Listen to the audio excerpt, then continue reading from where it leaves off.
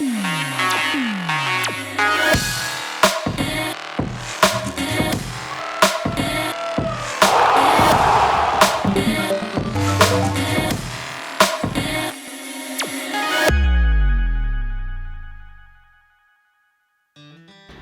सभी को नमस्कार। इस हफ्ते के समाचार कैप्सूल को देखने हेतु हमसे जुड़ने के लिए धन्यवाद।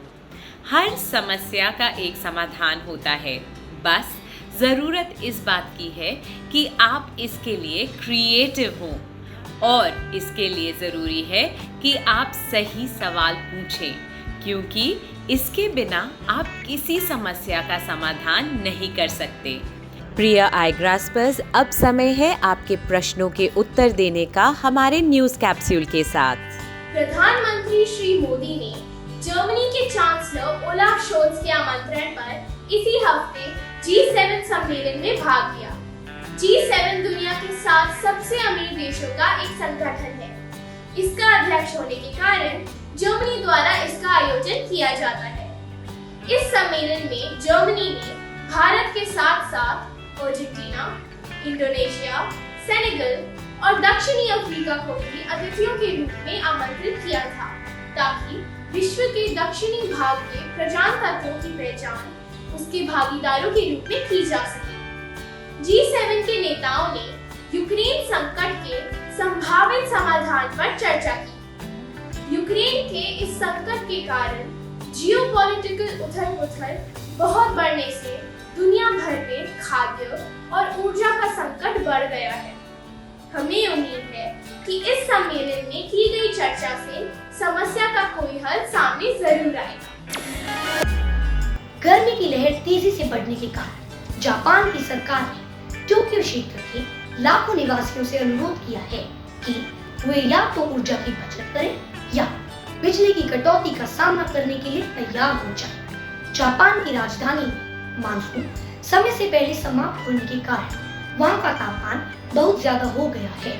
सरकार ने जनता से अनुरोध किया है कि वे शाम के समय बिजली का कम उपयोग करें। जहां जरूरत नहीं है वहां लाइट ना जलाएं और एयर कंडीशनर्स का उपयोग कम से कम करें।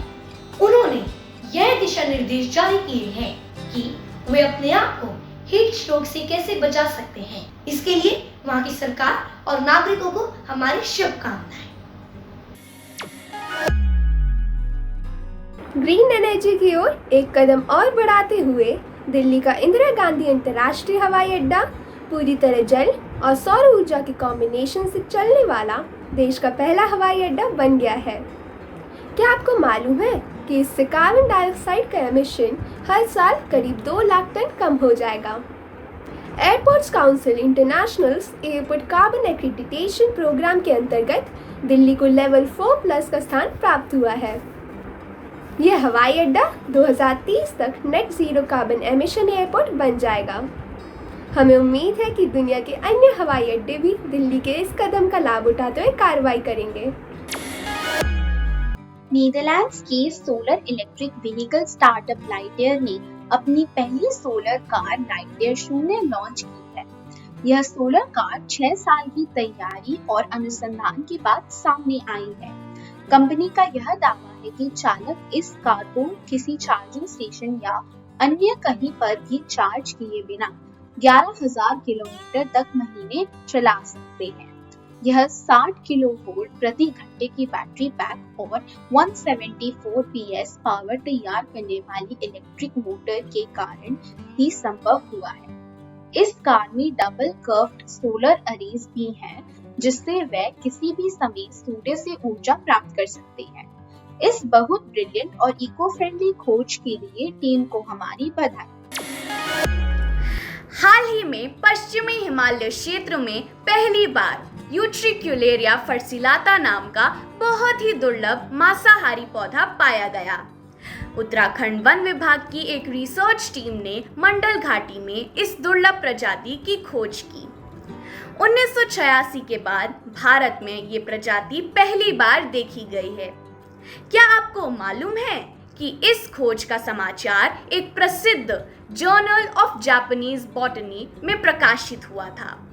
ये प्लांट टैक्सोनॉमी और बॉटनी की 106 साल पुरानी प्रसिद्ध पत्रिका है। हम इस अद्भुत खोज के लिए पूरे विभाग को बधाई देते हैं।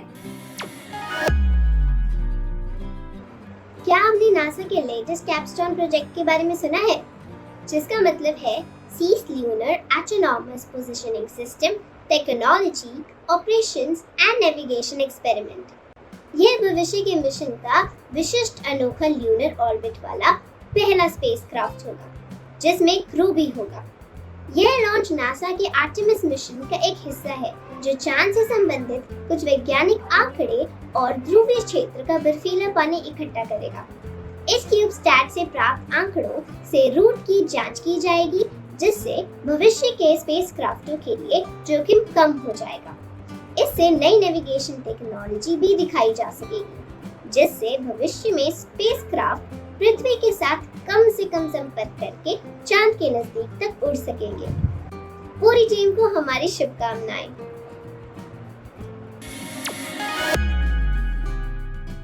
क्या आपको मालूम है कि पोलो रॉल्फ लॉरेन पिछले 17 सालों से विंबलडन टेनिस कोर्ट के सभी कर्मचारियों की यूनिफॉर्म तैयार करते रहे हैं। इसमें चेयर अंपायर्स और लाइन अंपायर्स, बॉल बॉयज और गर्ल यूनिफॉर्म भी शामिल होती है। अब कोर्ट में कुछ परिवर्तन देखने के लिए तैयार हो जाइए, क्योंकि अब उन्होंने 2022 के लिए नई यूनिफॉर्म तैयार की है। इस साल की यूनिफॉर्म ब्रांड की सिग्नेचर क्राफ्ट्समैनशिप में रखकर तैयार की गई है। साथ ही इसमें इको फ्रेंडली एथिक भी शामिल किए गए हैं। यह इस प्रतियोगिता का 135वां एडिशन है। इसका पहला खेल इसी हफ्ते 27 जून को खेला गया। बहुत ही रोचक मैच के साथ साथ इस नई यूनिफॉर्म को भी देखना ना भूलें। यह खेल जगत में भारत की एक और जीत मनाने का समय है। पेरिस में तीरंदाजी वर्ल्ड कप की तीसरी स्टेज के आखिरी दिन में भारतीय महिलाओं की तीरंदाजी टीम ने सिल्वर पदक जीता है। इस टूर्नामेंट की शुरुआत 2006 में हुई थी। फाइनल स्टेज में जाने से पहले 4 अलग अलग देशों में सभी तीरंदाजों का मुकाबला 4 स्तरों पर होता है। पिछले हफ्ते गोल्ड मेडल मैच में चीन की तपेई ने दीपिका कुमारी, समरजीत कौर और अंकित भगत की तिकड़ी को हरा दिया। पिछले 24 घंटे में भारत को यह तीसरा मेडल मिला है। मिले जुले तीरंदाजों की मिली जुली टीम और महिलाओं की टीम ने गोल्ड मेडल और सिल्वर मेडल जीते हैं। वर्ल्ड कप के चौथी स्टेज का खेल अगले महीने कोलंबिया में होगा। हम वहां पर भारत के और बेहतर प्रदर्शन की उम्मीद करते हैं। आईग्रास्पर्स, आप सब प्रसिद्ध टॉबलेरोन चॉकलेट और उसके तिकोने आकार से तो परिचित होंगे। क्या आपको मालूम है कि इसका आकार स्विस एल्प्स की चोटियों की तरह बनाया गया है, क्योंकि ऐतिहासिक रूप से वे केवल उसी देश में बनाई जाती थी। लेकिन अब ऐसा नहीं होगा। इस चॉकलेट कंपनी के मालिक ने हाल ही में घोषणा की है कि वे 2023 के अंत तक इसका उत्पादन स्लोवाकिया में भी शुरू करेंगे, ताकि इसकी बढ़ती हुई मांग को पूरा किया जा सके। अब उन्हें इसके पैकेज से स्विट्जरलैंड शब्द हटाना पड़ेगा। निश्चित रूप से एक युग की समाप्ति है, लेकिन ये शायद एक और बेहतर शुरुआत होगी। अब समय है एक अनोखे समाचार का। क्या आपको मालूम है कि स्विट्जरलैंड में एक ऐसा होटल है जहां कोई भी दीवारें नहीं है और रातें जागते हुए बितानी होती है। इस स्विस कलाकार के होटल के कमरे में जमीन पर एक डबल बेड तो है, लेकिन उसमें प्राइवेसी या शेल्टर के लिए कोई दीवारें, छत या दरवाजे नहीं है। यह कमरा साइलॉन गांव के पेट्रोल स्टेशन के पास ही सड़क के किनारे पर है। यहाँ आने वाले मेहमानों को दुनिया भर की समस्याओं के बारे में सोचने और उन पर अलग तरह से काम करने की योजना बनाने का मौका मिलता है। बहुत ही फैसिनेटिंग है ना? ऑनलाइन जाकर इस होटल की कुछ फोटो जरूर देखें। पुणे की प्रीति मस्के 55 घंटे और 13 मिनट में लेह से मनाली तक अकेले साइकिल चलाने वाली पहली महिला बन गई है। उन्होंने ये एक विश्व रिकॉर्ड बनाया है। वे 2 बच्चों की मां है। उन्होंने पहले भी गोल्डन क्वाड्रिलैटरल में साइकिल पर 6000 किलोमीटर की दूरी तय करके सबसे तेज महिला साइकिल चालक का रिकॉर्ड बनाया था। प्रीति ने अपनी ये यात्रा 22 जून को शुरू की और उन्होंने 8000 मीटर की चुनौतीपूर्ण ऊंचाई से जाते हुए अपना रास्ता पूरा किया। जिसमें बॉर्डर रोज ऑर्गेनाइजेशन के सहयोग के लिए उनका धन्यवाद। हालांकि ये उनका पहला रिकॉर्ड नहीं है, लेकिन निश्चित रूप से बहुत ही अमेजिंग है। इस अद्भुत काम के लिए हमारी ओर से उन्हें बधाई। इस सप्ताह का मुहावरा है हाय हाय करना, जिसका मतलब है हमेशा धन की लालच में पड़े रहना। यह बनिया कभी किसी साधु को भी भीख नहीं देता, जब देखो हाय हाय करता ही रहता है। बूझो तो जाने वह कौन सा फूल है जिसके पास कोई महक और रंग नहीं है। अप्रैल फूल। पहचानो कौन? मेक्सिको के ये चित्रकार अपने काल्पनिक और व्यक्तिगत चित्रों के लिए प्रसिद्ध हैं। उनके ये चित्र मेक्सिको की सभ्यता से प्रभावित हैं। उस समय के मेक्सिको डियागो रिवेरा के एक प्रसिद्ध मुरालिस्ट इन चित्रों की ओर आकर्षित हुए। बाद में इन दोनों की शादी हो गई। उनके चित्र महिलाओं के विषयों से संबंधित होने के कारण पिछले दशकों में उनकी पहचान एक फेमिनिस्ट के रूप में होने लगी। उनके जीवन पर एक फिल्म सलमा हायक भी बनी और ये 2002 में रिलीज की गई। जी हाँ, आपने सही पहचाना, ये फरीदा कहलो ही हैं। क्या आपको मालूम है कि उन्हें 6 साल की उम्र में पोलियो हो गया था? उसके बावजूद 18 साल की उम्र में चित्रकार बनने से पहले वे अपनी पढ़ाई करके डॉक्टर बन गई थी। ये सब बहुत प्रेरणादायक है ना? क्या आपको मालूम है कि ऑस्ट्रेलिया के आदिवासी समुदाय ड्रीम टाइम कहानियों के माध्यम से अपनी संस्कृति को आगे बढ़ाने में विश्वास रखते हैं। ड्रीम टाइम ऑस्ट्रेलिया के आदिवासी विश्वास से संबंधित है, जिनका यह मानना है कि दुनिया का सृजन पुरानी आत्माओं से होता है।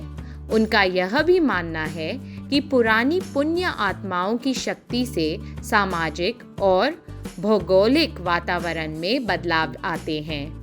ड्रीम टाइम के दौरान प्राप्त जानकारी कहानियाँ सुनने, शरीर पर चित्रकारी कराने और नाचने गाने जैसी क्रियाओं के माध्यम से आगे बढ़ाई जाती है।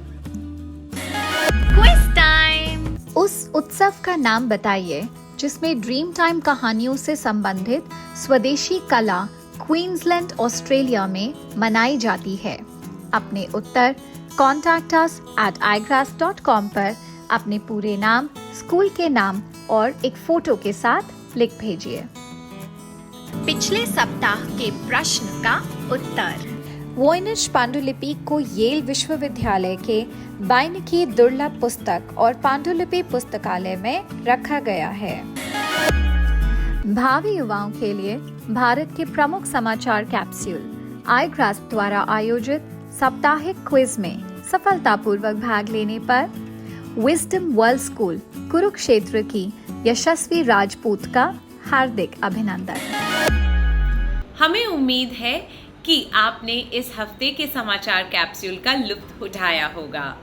जिस सोच के साथ हमने समस्याओं को जन्म दिया था, उसी सोच से हम उन्हें हल नहीं कर सकते हैं। इसके लिए लीक से हटकर सोचने और अपनी समस्याओं का डटकर मुकाबला करने की ज़रूरत है। इस हफ्ते के लिए बस इतना ही। जल्द मिलते हैं। कार्यक्रम देखने के लिए आप सभी का धन्यवाद।